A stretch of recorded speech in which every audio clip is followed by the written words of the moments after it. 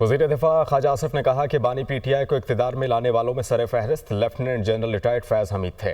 इन दोनों की पार्टनरशिप 9 मई को भी थी और बाद में चलती रही। शहादतों से सामने आएगा कि किस तरह 2018 में धांधली की गई। बानी पीटीआई के दौरे इक़्तिदार में बहुत से सिविलियन का मिलिट्री ट्रायल हुआ। बानी पीटीआई की मिलिट्री ट्रायल बारे कानून फैसला करेगा। वो पार्लियामेंट हाउस में मीडिया से गुफ्तगू कर रहे थे।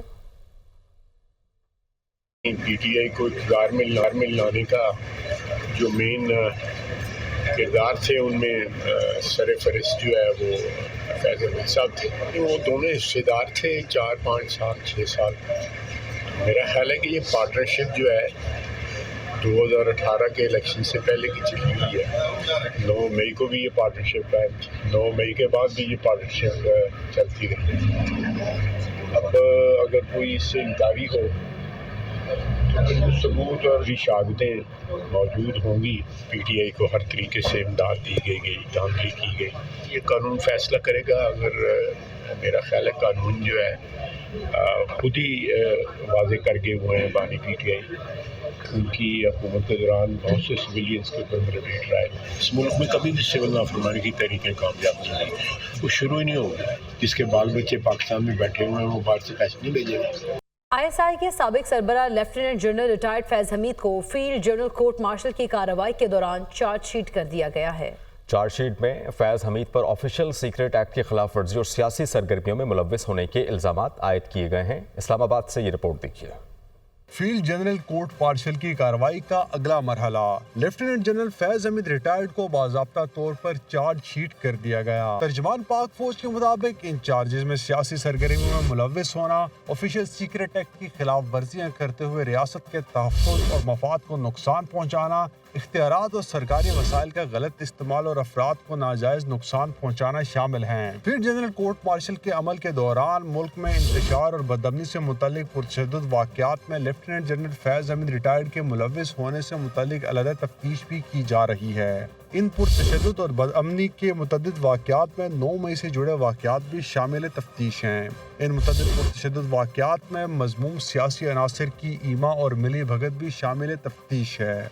ISPR के मुताबिक फील्ड जनरल कोर्ट मार्शल के अमल के दौरान लेफ्टिनेंट जनरल फैज़ हमीद रिटायर्ड को कानून के मुताबिक तमाम कानूनी हुकूक फराहम किए जा रहे हैं। लेफ्टिनेंट जनरल फैज़ हमीद रिटायर्ड के खिलाफ 12 अगस्त 2024 को पाकिस्तान आर्मी एक्ट की मुतल्लिका दफात के तहत फील्ड जनरल कोर्ट मार्शल की कार्रवाई शुरू की गई थी।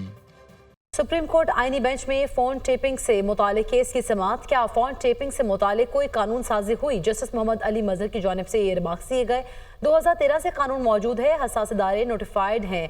एडिशनल अटॉर्नी जनरल कानून के मुताबिक तो फोन टेपिंग के लिए सिर्फ जज इजाज़त दे सकता है। फोन टैपिंग का कानून मुबहिम है। जस्टिस जमाल खान मंदुखेल, हमें रिपोर्ट्स या कानून में दिलचस्पी नहीं, नताइज चाहिए। जस्टिस अमीनुद्दीन खान की जानिब से कहा गया। इस्लामाबाद से हसीब मलिक हमें ज्वाइन कर रहे हैं। हसीब, अपडेट कीजिएगा इस कार्रवाई से मुतालिक।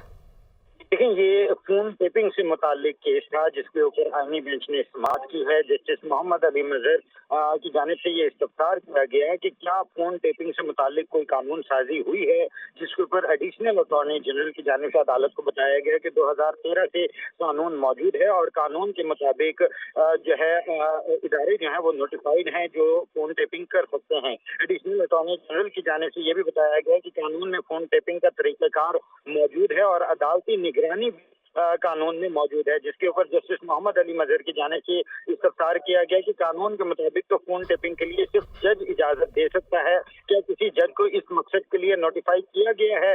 और जस्टिस जमाल खान मंदखेल की जानिब से इस्तफसार किया गया कि फोन टेपिंग का कानून मुबहिम है और हमें रिपोर्ट्स या कानून में दिलचस्पी नहीं है। जज जो है जिसके ऊपर एडिशनल अटॉर्नी जनरल की जानिब से बताया गया कि जज की नामजदगी बारे मुझे इल्म नहीं है, जिसके ऊपर अदालत ने जो है एडवोकेट जनरल को नोटिस जारी करते हुए केस की समाअत को मुलतवी कर दिया है।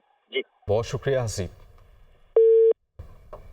सुप्रीम कोर्ट आईनी बेंच में आम इंतखाबात के दौरान धांधली केस की समाअत हुई। सुप्रीम कोर्ट ने धांधली से मुताल्लिक 3 दरखास्तें अदम पैरवी पर खारिज कर दी। धांधली से मुताल्लिक बानी पीटीआई की दरखास्त की भी समाअत हुई। वकील हामिद खान ने कहा कि नोटिस मौसूल नहीं हुआ, इसलिए तैयारी नहीं कर सका। जस्टिस जमाल मंदखेल का हामिद खान से मुकालमा, कहा आपको नोटिस भेजा हुआ है, अपने AOR से राब्ते में रहा करें। शेर अफजल मरवत की धांधली के खिलाफ दरख्वास्त पर समाअत हुई। वकील शेर अफजल मरवत ने कहा रजिस्ट्रार ऑफिस के एतराज़ात पर जवाब तैयार नहीं कर सका। अदालत ने एतराज़ात फराहम करने का हुक्म देते हुए समाअत जनवरी तक मुलतवी कर दी है।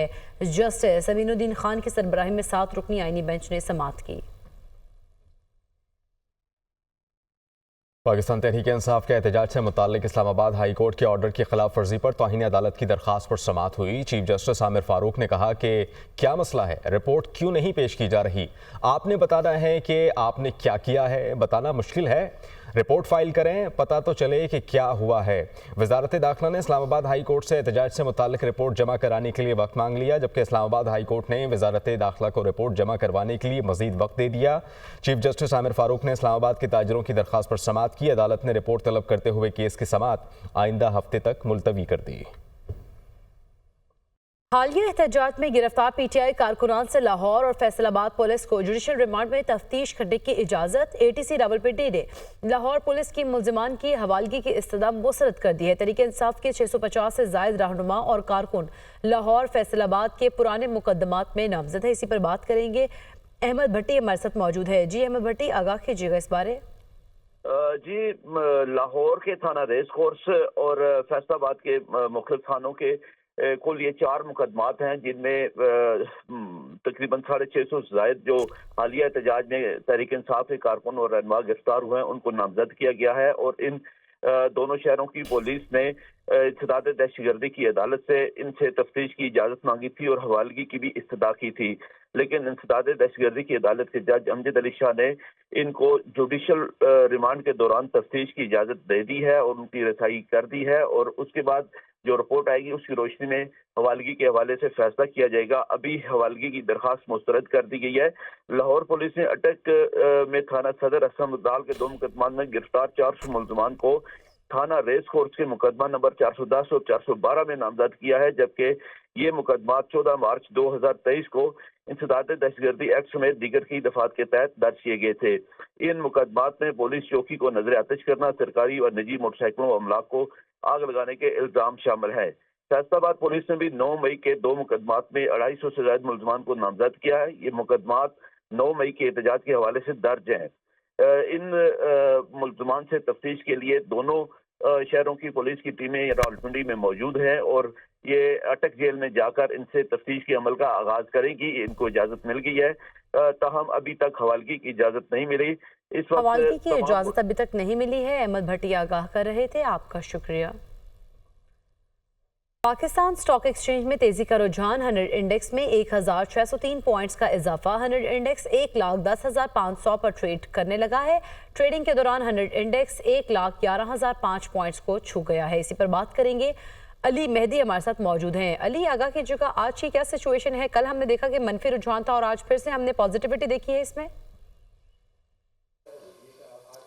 जी बिल्कुल, पाकिस्तान स्टॉक एक्सचेंज में गुज़िश्ता एक रोज़ की करेक्शन के बाद आज फिर जो है रिकवरी ट्रेंड नज़र आ रहा है और मार्केट में आज जो है कारोबार का आगाज़ मुस्बत अंदाज में 1193 पॉइंट्स के इजाफे के साथ हुआ था और मार्केट में जो है तेज़ी का तसलसल जो है वो बरकरार नज़र आता है। इस वक्त तक जो है मार्केट में मजमूई तौर पर तकरीबन 24 करोड़ हिस्से के सौदे जो हैं 16 अरब में तय हो चुके हैं, जबकि 100 इंडेक्स इस वक्त भी जो है तकरीबन 1550 पॉइंट्स से ज़ायद इजाफे से जो है 1,10,400 के लेवल पर ट्रेड कर रहा है। मार्केट में किन शोबों में, किन सेक्टर्स में ज़्यादा सरमायाकारी नज़र आ रही है, equity market expert Shahriar Bhatt हमारे साथ मौजूद है, इनसे भी हम जानते हैं।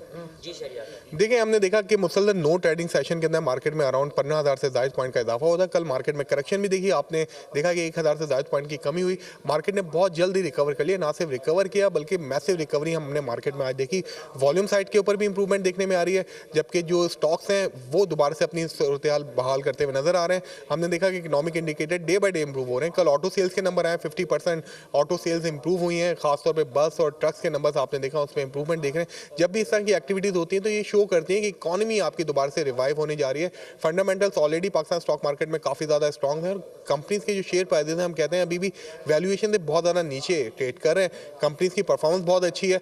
यही वजह है कि इन्वेस्टर जो फिक्स इनकम में पैसा पार्क हुआ था, इंटरेस्ट रेट नीचे आने की उम्मीद पे पाकिस्तान स्टॉक मार्केट में लेकर आ रहे हैं। कंटिन्यू बाइंग हो रही है। कल भी हमने देखा कि फंड्स की जानिब से $10 मिलियन से ज़ायद की इन्वेस्टमेंट पाकिस्तान स्टॉक मार्केट में की गई है। तो जो भी डिप्स आती हैं वो बाइंग अपॉर्चुनिटी समझ के इन्वेस्टर्स को अवेल करते हैं। ठीक है, बहुत शुक्रिया अली मेहदी, आप हमें आगाह कर रहे थे।